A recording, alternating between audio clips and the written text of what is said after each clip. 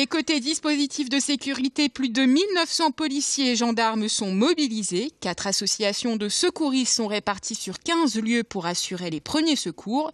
L'objectif principal, lutter contre l'alcoolisme. Nouveauté de cette année, la présence d'un médecin au commissariat. Il délivrera des certificats médicaux de non-hospitalisation. Ce dispositif, naturellement, réduit le circuit administratif et judiciaire pour la mise en place des poursuites sur ce type d'infraction et donc étend naturellement le champ d'intervention de la police nationale dès lors que les personnes seront dégrisées. Une mesure alternative aux poursuites pourront leur être proposées puisque ces personnes pourront être avec leur accord et sur leur initiative être dirigés vers des associations de prévention contre les addictions et ce qui leur permettrait une prise en charge sanitaire plutôt que de payer une amende devant le tribunal de police. 80 agents de douane traqueront les contrefaçons et 9 caméras mobiles sont installées dans les rues principales de l'île. Et comme l'année dernière, renforcement de la police avec nos voisins européens.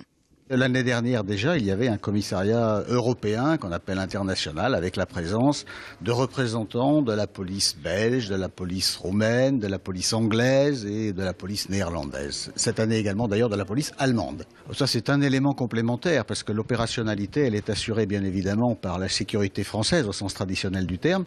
Mais vous savez qu'il y a de plus en plus de touristes étrangers qui sont présents et ça leur donne l'occasion d'abord de parler la même langue, ensuite d'avoir un référentiel qui est le leur et enfin de mieux comprendre quelles sont les procédures qui peuvent être appliquées dans notre pays. Et surtout, préparez vos déplacements et regardez sur le plan braderie les secteurs que vous voulez privilégier. Jean-Baptiste Lebas est celui des brocanteurs professionnels, la mairie des associations et le Vieux-Lille des vides-greniers et des habitants. Du samedi matin au dimanche soir, service non-stop et renforcé des métros, trams et bus.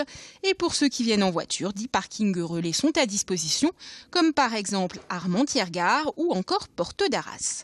Plus d'infos à retrouver sur le site de Transpol et sachez que Transpol propose un passe braderie à 5 €. Dès 10 h samedi, branchez-vous sur Grand Lille TV. Nos équipes de journalistes seront au cœur de la braderie et vous feront vivre en direct tous les quarts d'heure l'ambiance dans les rues de la capitale des Flandres. Pour plus d'informations, connectez-vous sur braderie-2-lille.fr.